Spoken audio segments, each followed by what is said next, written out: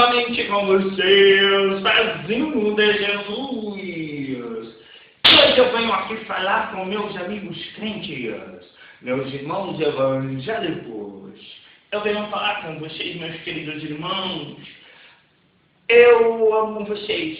Eu amo de coração todos aqueles que amam meu Senhor Jesus. Eu tenho uma paixão por vocês, palpito assim, eu gosto muito, muito, muito daqueles que gostam do meu Senhor Jesus. Mas eu falo uma coisinha para vocês, que vocês devem estudar mais a palavra. E não só a palavra de Deus. Vocês devem conhecer a palavra de Deus, mas vocês devem conhecer quem trouxe essa palavra que é pregada para nós hoje.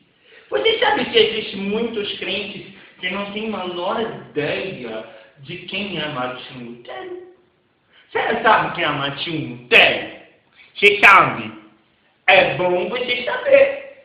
E John Hus? Você sabe quem é John Hus? Não? E John Whitfield? Você sabe quem é o John Whitfield? Amiguinhos, vocês deveriam estudar mais a história das religiões, a história da igreja evangélica. Vocês deveriam estudar e prestar atenção por que os reformadores apareceram e tem um dedo tampando a câmera. Tira esse dedo aí, rapaz! Tá não. Tava perto dos bi. Mas na câmera não tá... Você no assunto, bichinho quieto. E a câmera não fala, a câmera fica quieto. Esse está filmando é meu filho, Ted. Vocês devem achar que eu sou um pai horrível. Muitas vezes eu sou. Mas não, eu sou servo de Deus. Então, como eu estava falando para vocês, sabe o John Whitfield? Você sabe que o John Whitfield, ele era um inglês, que ele que começou com a reforma do cristianismo. John Whitfield, ele começou com a reforma. E sabe por que ele começou com a reforma? Eu vou contar para vocês. John Whitfield, um inglês, começou a achar que os padres estavam enriquecendo demais. Os padres tinham muitas propriedades, os padres tinham muito dinheiro, os padres eram muito ricos. Então, John Whitfield sabia que a igreja devia ajudar naqueles que são necessitados. E John Whitfield, um padre também, um teólogo, padre, ele achava muito errado aquele povo com tanto dinheiro e o povo passando fome. Então ele começou a falar, governador, olha, Papa, olha, princesa, a gente tem que pegar toda essa propriedade da igreja e vender essa propriedade e dividir com os pobrezinhos. É para fazer uma reforma agrária. Uma reforma agrária da igreja. E o povo não gostou dessa ideia. Porque ele queria tirar todo aquele dinheiro dos padres. E o povo começou a falar que ele era herege, e excomungaram ele como herege. Mas na mesma época de John Whitfield, existia outro chamado John Hus. O John Hus, como John Whitfield, ele não gostava das coisas que estavam acontecendo na igreja católica. E ele começou a ver que tinha uma tal de indulgência. Indulgência era um documento que você comprava, você pagava com dinheiro aquele documento e você tinha todos os seus pecados perdoados. Peraí, não foi nosso Senhor, nosso Jesus, que morreu para pagar todos os nossos pecados? Mas não foi nosso Senhor Jesus que levou todos os pecados na cruz? Peraí, esse negócio de indulgência não é certo. Mas a Igreja Católica ganhava muito dinheiro com essas indulgências. Eles construíam grandes igrejas, grandes palácios, grandes impérios. Então John Hus foi contra. Então fizeram um concílio e pegaram John Hus e puseram ele na forqueta. John Hus morreu, pois acharam que Jesus havia levado todos os nossos pecados na cruz do Calvário e nós não precisávamos de indulgências. John Bush morreu. Mas quando John Bush estava naquela fogueira, seu do queimado, eu estou sendo queimado. Ele não fazia assim, ele não chorava, me tira daqui. Não, John Bush falava assim, porque Bush no idioma dele quer dizer ganso. John Bush falou o seguinte: vocês estão matando um ganso, mas haverá um onde vocês não matarão e vocês não calarão. Aquele era garça. Vocês estão matando ganso, mas surgirá a garça. E 100 anos depois que John Bush foi morto na fogueira, apareceu então seu irmão, um padre alemão muito sabido, muito inteligente, muito estudado, diplomado e em várias línguas, um homem muito sábio. E esse homem muito sábio, que o papai dele havia estudado muito tempo, já não lembro os 6 minutos. Cadê os 6? Então temos tempo lá. Então, aquele homem muito estudado, ele se tornou um monge. Porque ele está ouvindo uma tempestade, e caía raio aqui, e caía raio aqui, e caía de novo, e ele baixou e falou: meu Deus, se eu passar na chuva sem morrer, eu vou virar o padre. Esse era o Martinho Lutero. Ele escapou da chuva. Daí ele foi pro convento e virou padre. O pai dele ficou doido, porque meu filho vai virar padre. Ele estudou tanto para ser advogado, para ser médico, para ser um monte de coisa, e vai ser monge.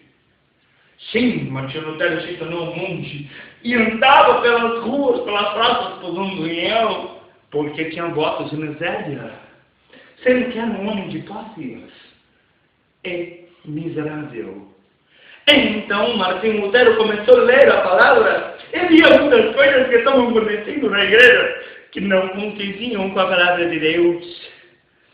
Martinho Lutero foi para Roma. Quando ele chegou em Roma, ele viu que adoravam cabeça de João Batista, adoravam as pedras de... tinham várias coisas lá, adoravam muitas coisas. Adorava...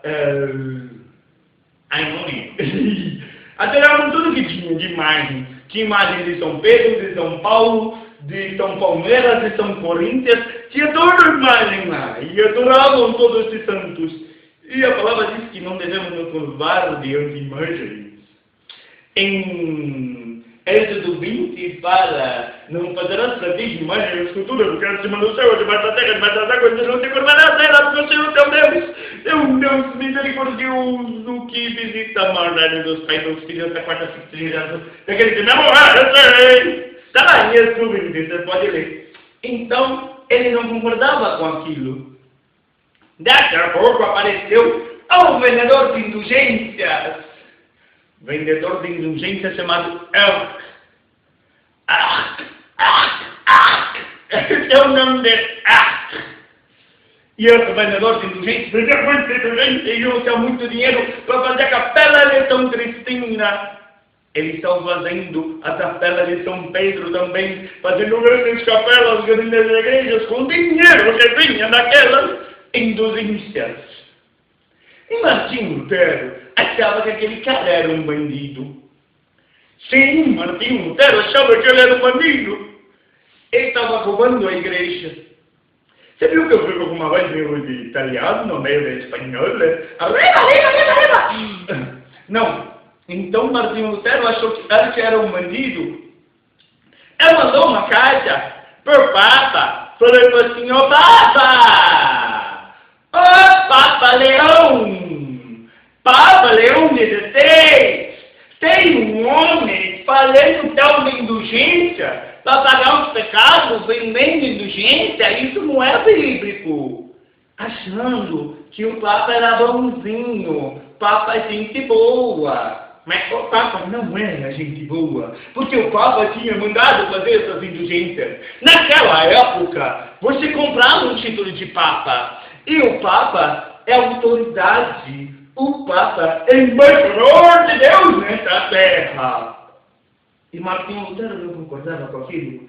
E Martinho Lutero pregou as suas 95 teses na porta da igreja em 1527. Em 1527, Martinho Lutero pregou as suas 95 teses na porta da igreja. E aquele povo da igreja ficou doido e foi para Roma e foi para todo lado, que tem padre alemão querendo derrubar a igreja.